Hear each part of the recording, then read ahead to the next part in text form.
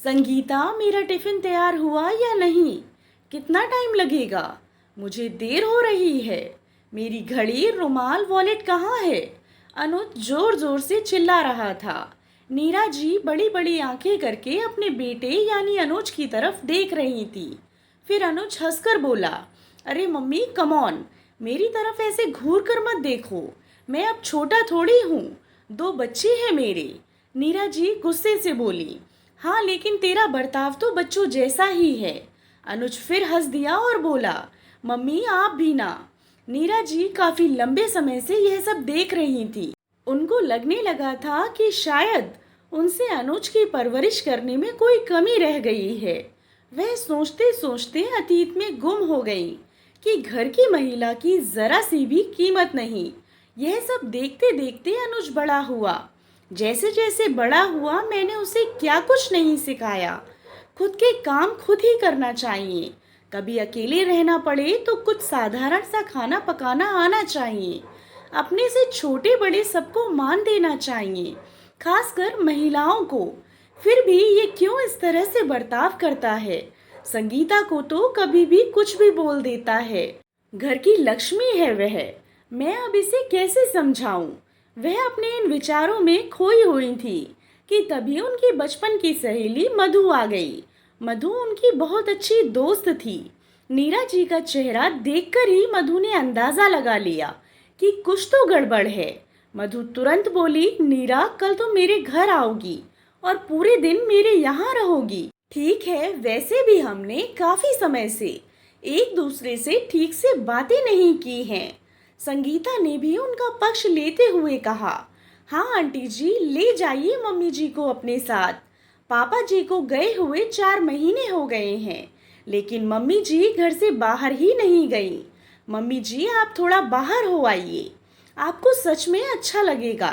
Aunty जी आज आप यहीं रुक जाइए, आज हम यहीं पर पार्टी करते हैं।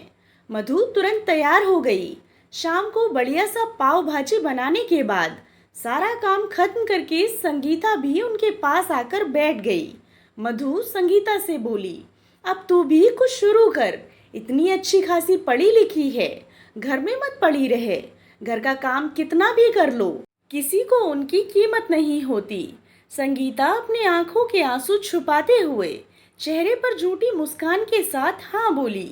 नीरा जी ने इस बात को आगे बढ़ाते हुए कहा, मधु तूने मेरे मन की बात कह दी। संगीता बेटा, तुम सच में कुछ सोचो। तब तक अनुज भी ऑफिस से आ गया। संगीता तुरंत उठकर उसे पानी देने के लिए गई। मधु ने अनुज से हंसते हंसते कहा, संगीता थक गई है, इसीलिए संगीता को अब तुम पाव गरम करके दे दो।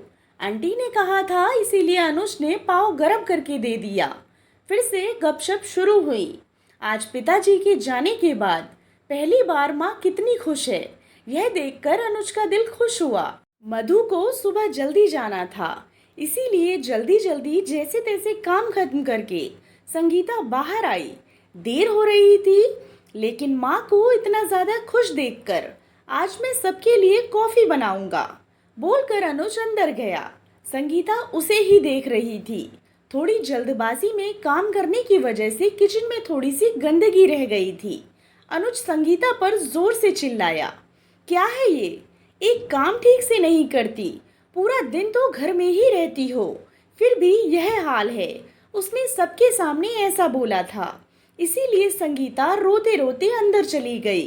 नीरा जी को अनुज पर काफी गुस्सा आया और वह बोली, बस कर अब उस पर हुक्म चलाना।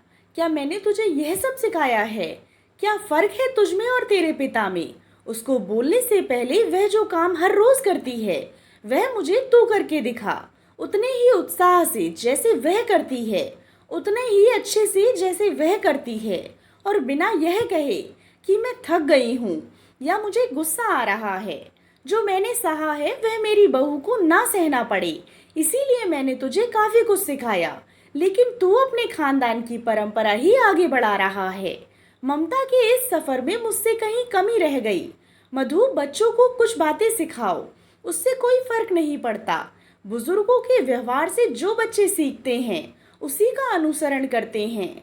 इस बात का जीता जागता उदाहरण है मेरा बेटा अनुज। इसका अनुकरण इसके बच्चे करेंगे।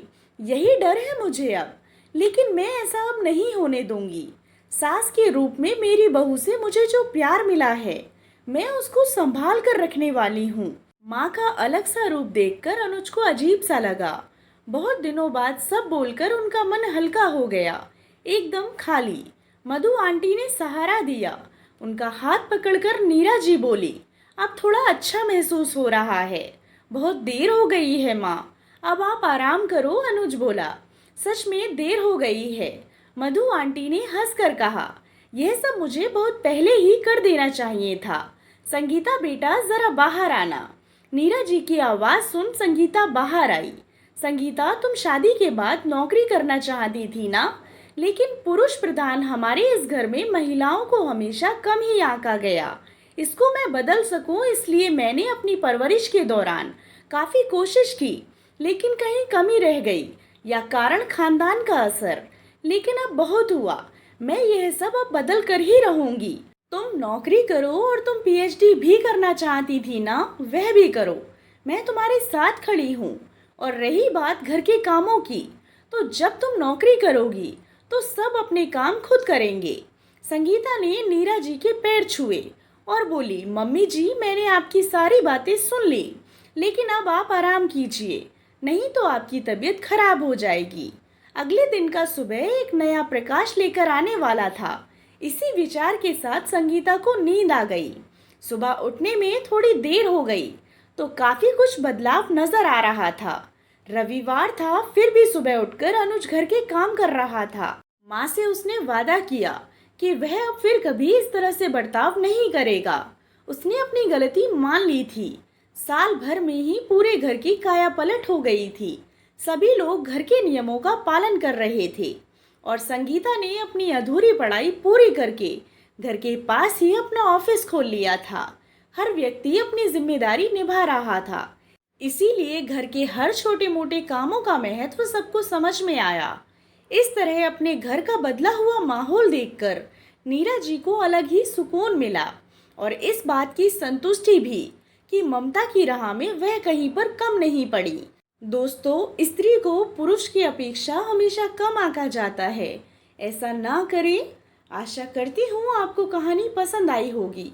कहानी पसंद आई हो तो चैनल को सब्सक्राइब करें और कहानी को लाइक एंड शेयर करें। कहानी के बारे में कमेंट कर अपनी राय ज़रूर दें। कहानी सुनने के लिए आप लोगों का बहुत बहुत धन्यवाद।